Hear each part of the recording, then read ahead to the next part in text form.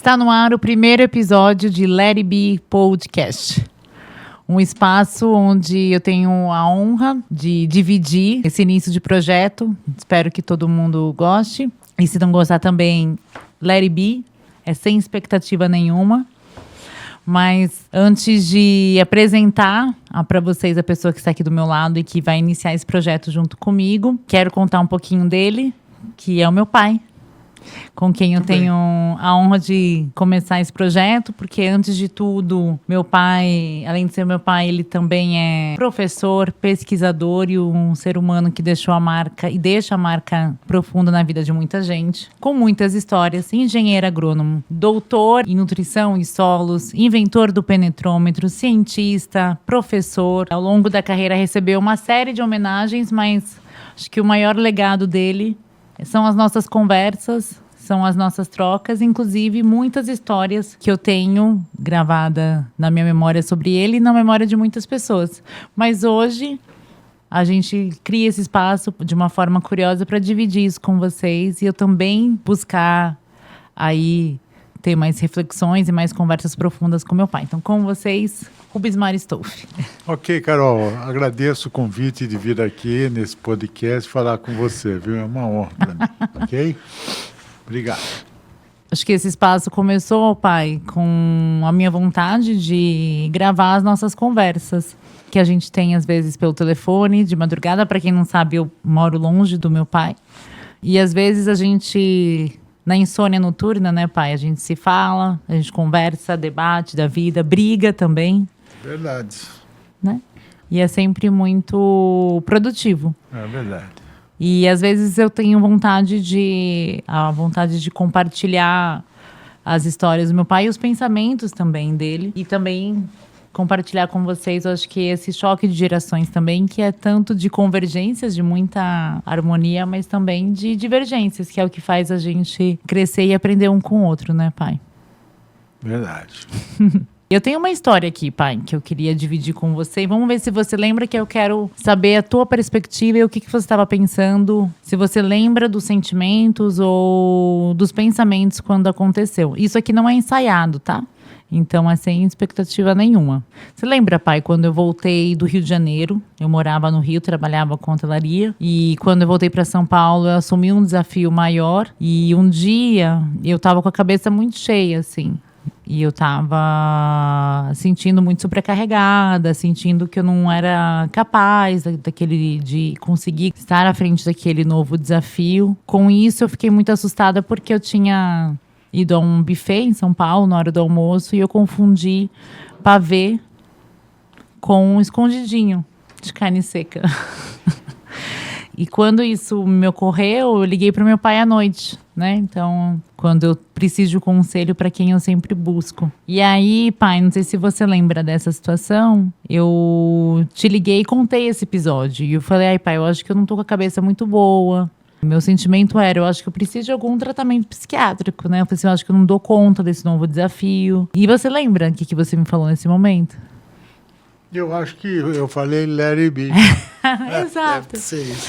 Exato. Mas antes de contar o Let It Be, uma excentricidade, né, pai? E uma curiosidade, que meu pai é fã dos Beatles. E, por consequência, ele sabe tudo dos Beatles. E nessa conversa muito, acho que genuína, meu pai quis dizer que o Paul McCartney também passou pela mesma coisa. Que teve uma ocasião que, quando o Paul McCartney estava muito em dúvida se ele seria o Paul McCartney sem os Beatles, ele também começou a ter um burnout, né? A ter uma estafa. E ele foi um dia gravar e ele passou várias vezes na frente do estúdio. Não sei se você leu isso em algum livro, alguma memória. E ele não reconheceu o estúdio. O estúdio que ele ia, né, há mais de décadas, ele não encontrava o estúdio porque simplesmente apagou da memória. E eu acho que naquele momento, pai, você tentou correlacionar um pouco esse meu apagão, vamos dizer assim, esse meu incidente do escondidinho de confundir no buffet com esse apagão do Paul McCartney quando estava sob estafa.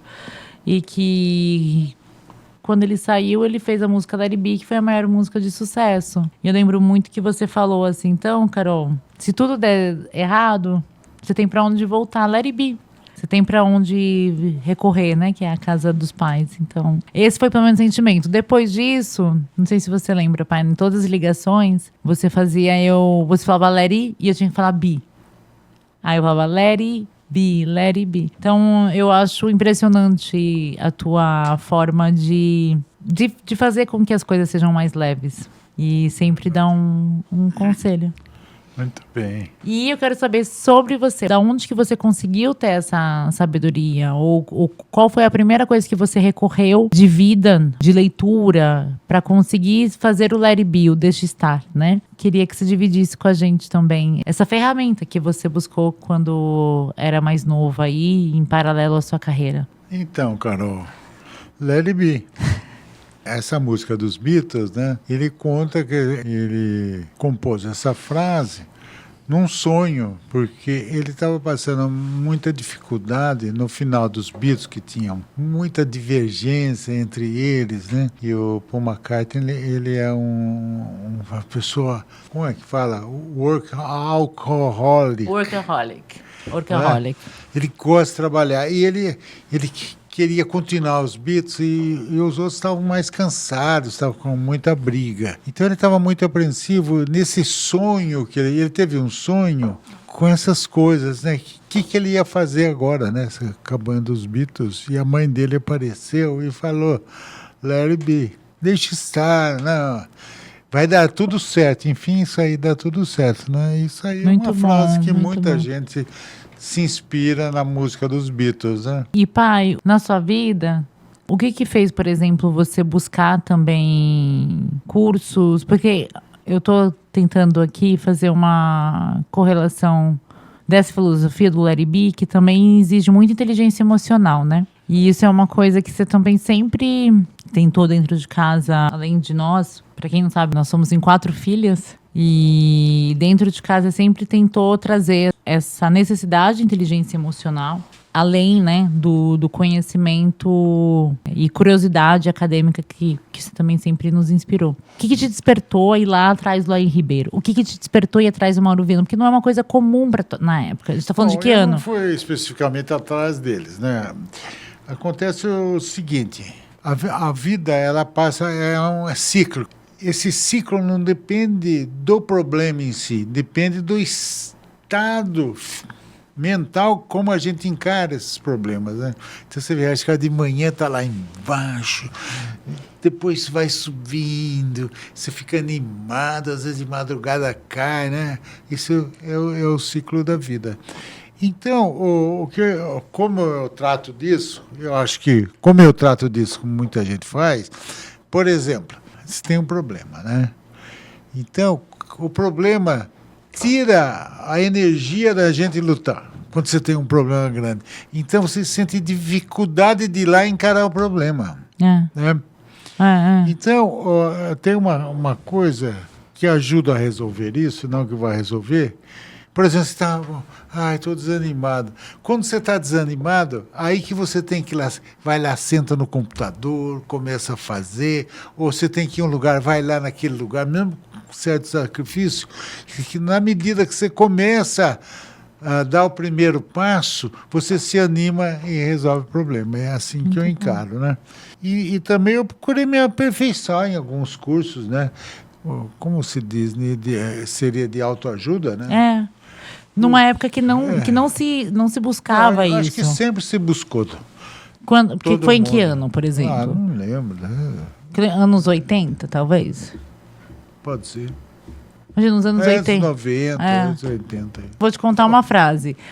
Só vence os que acreditam. Se você pensa que pode, acredita que pode, comece já. Se você pensa que pode, tá certo? Acredita que pode, comece já.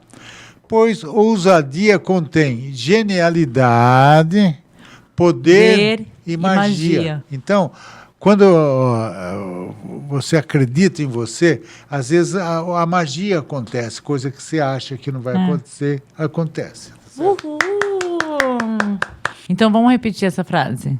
Se você pensa que pode, acredita que pode, então comece já. Porque poder... Pois a ousadia contém poder, Não. genialidade, poder e magia. Isso. Muito bom. E tinha uma outra frase também. Só vencem os que acreditam vencem. Tem várias coisas. Por exemplo, tem a do Ford, né? Ford dizia isso aqui. Se você pensa que pode ou pensa que não pode, de qualquer forma você tem razão. Porque a pessoa que acha que não pode, ele tem razão porque não consegue. As pessoas que acreditam que pode, ele tem razão porque ele consegue. É uma frase interessante. Interessante. E o mais interessante que eu queria colocar, e eu não sei se você se lembra, pai, que ele imprimia essas frases, ou ele imprimia ou ele escrevia e colava na porta do meu armário e o da minha irmã, no espelho do banheiro, pra gente sempre repetir. Então, quando eu era pequena, eu achava um saco ele ter que... ele fazia a gente repetir. Hoje... Não adiantou nada. Não, pai. Hoje eu coloquei no meu TCC essa frase. Porque, então, hoje faz muito sentido e hoje, enfim, eu vejo o quanto eu fui impactada de uma forma inconsciente, porque conscientemente, como toda criança, achava não entendia o significado, a importância e a potência disso. Eu acho que o que eu quero trazer, pai, é a potência de como isso que você absorveu como na tua fase adulta, nesses cursos de autoajuda, o quanto que você tentava passar de uma forma até obcecada para mim, para Maria Eugênia, que é a minha irmã mais velha, como se, assim, essa aqui é a chave da vida. É isso que eu sentia, assim. E aí você fazia a gente sempre repetir, a gente achava, obviamente, um porre, mas o sentimento que eu, olhando para trás, que eu tenho da sua obsessão na época por essas frases, inclusive por essa filosofia de vida, era assim, conseguir achar uma chave que destranca uma coisa muito boa na vida. Assim, então aprendam que isso vai ser muito necessário para a vida de vocês. Eu acho o seguinte... De uma forma positiva. A melhoria da pessoa depende dela querer melhorar, né? Então, por exemplo, essa questão de curso. Não existe curso bom nem ruim. Tá bom? Tem um curso lá de um cara famoso que cobra uma fortuna e outro que cobra muito pouco. Se você faz esse curso e você acha que você vai melhorar, acredita no que a pessoa está falando, você melhora. E tem uma frase também que diz: finja que não sabe para você saber, né? Quando você acha que sabe tudo, você não aprende nada. Então, você vai lá num curso, depende, porque todos os cursos dão a mesma ideia, porque todos querem colaborar com a pessoa que está assistindo. Lógico. Então, a hora que você vai num curso desse tipo, você tem que acreditar na pessoa. E não achar, eu sei melhor que esse professor. Seja humilde, assimile o que ele fala, que isso é muito bom para você. Né? E, para concluir, com isso, você se motiva a estar sempre continuando o seu conhecimento, o chamado hoje em dia o ensino continuado. Tá? Tem aquela filosofia que fala que quanto mais eu sei, mais ignorante eu sou. Porque eu sei que quanto mais eu adquiro conhecimento, mais eu sei que existe muita coisa ainda para aprender. Todo o meu saber constitui em saber que nada sei. Entendeu? Quer dizer, quanto mais você sabe que tem que aprender, né? É muito bom. Tem aquele Dunning-Kruger, né? Que ele diz que quanto mais ignorante a pessoa não é ignorante ofensivo, menos conhecimento no assunto. Quanto mais ele ignora sobre aquele assunto, mais ele sabe, ele acha que ele sabe. Então ele não discute nada e não quer discutir aquilo, é aquilo que ele sabe. Então, é o fenômeno que acontece das pessoas que acham que a Terra é plana, né? É verdade, é o fenômeno. Tem um nome esse fenômeno, né? Enquanto que as pessoas que sabem, por ele saber que tem muita coisa para saber, ele é mais inseguro. E mais humilde, assim, né? É o que você falou. Porque o pesquisador, ele desenvolve a ideia dele desconfiando de tudo, né? Porque ele faz uma teoria, mas será que está certo? Para eu publicar essa teoria, ele tem que ter uma certa dose, Uma amostragem. 95% no mínimo de certeza que aquilo é verdade, né? Então, ele está acostumado a questionar, né? Não criticar, questionar. Nossa, pai, você falou uma coisa que eu não tinha ainda me ligado, porque essa questão da humildade também é uma característica que eu reconheço muito em você, né? E as pessoas que te conhecem também. E isso é realmente, o pesquisador, ele tá acostumado a questionar o tempo todo. E eu acho que as motivações que não são egóicas acabam também levando para esse lugar de sempre buscar a certeza, sempre ter a insegurança para poder buscar onde que tá onde pode haver a falha na sua teoria, né? Eles dizem que a humildade não é um defeito, é uma qualidade das grandes pessoas. As pessoas que vencem, às vezes ela tem uma certa dose de humildade. Isso não é assim, arrogante em tudo. Mas o que eu entendo é que também a humildade ela é inconsciente. Porque eu acho que, e uma coisa que eu admiro em você, eu sei que você vai ficar super constrangido, mas a gente já muda para a próxima pauta. Lá já. É que a humildade é genuína, porque ele realmente não tem a noção do impacto das suas ações, assim. E eu tô aqui, inclusive, para lembrar de algumas e honrar algumas também, pai. E uma delas eu queria te trazer, voltar antes na sua vinda da pesquisa, né? Quando você perseguiu o seu pós-doutorado, eu tive um contato com um professor seu, não sei se você vai se lembrar, para a homenagem que eu quis organizar para um título que você ia receber na universidade. E esse professor, ele contou a história que você conseguiu desenvolver uma solução. Ele falou assim para mim, e eu vou repetir até o que me marcou. Ele falou assim: você sabe que inovação é você... Não é tecnologia, não é desenhar mil. Inovação é você achar soluções com pouco recurso. Ele falou assim... E uma das soluções, ele disse que você achou. E aí eu vou contar a história sobre a perspectiva que ele me passou. E eu quero ouvir a sua, tá, pai? Então, deixa eu contar a minha. O que eu fiz com ele foi desenvolver um método de transplante de soqueira da cana-de-açúcar. Porque a cana-de-açúcar, você planta, ela produz, você corta, faz açúcar, álcool. Daí, do outro ano, ela cresce outra vez, corta. Só que na medida que cada ano você corta, a produção vai diminuindo. O que acontece? Chegam depois 4 vezes, você tem que destruir tudo, trazer cana, preparar o solo, fazer suco e plantar. Então, eu desenvolvi uma técnica que, no 4º ano, você pega aquela soqueira que está produzida, você arranca, faz um suco do lado, coloca lá, fertiliza e recupera a físico-química do solo. Então, aquela cana velha que vai brotar, ela brota como uma cana nova. Esse trabalho que eu fiz seria replante de soqueira da cana-de-açúcar como técnica de reforma. Em vez de você reformar, destruir tudo, você usa a própria soqueira. Boa, eu nem sabia disso, pai, mas ele me contou de outra. Mas o trabalho que eu publiquei foi com Tokeshi. Então, o Tokeshi. Hashimi Tokeshi. Isso. Então, eu vou finalizar isso. É o seguinte, aí, o que acontece? Só que, onde eu trabalhava, eles ficaram muito admirados disso, porque eles falavam o seguinte: depois de 4 anos, isso aí está com muita doença, tem que matar mesmo, tá certo? Mas eu usei uma técnica que dizia o seguinte: se você pegar uma soqueira que está doente, colocar num ambiente melhor, você sara ela, você reduz a dose ou elimina a dose da doença e ela cresce outra vez. E como ele era fitopatologista, que estuda a doença, ele achou, e também era de melhoramento, ele achou muito interessante. E eu, para nós, queria destruir a minha tese. Né?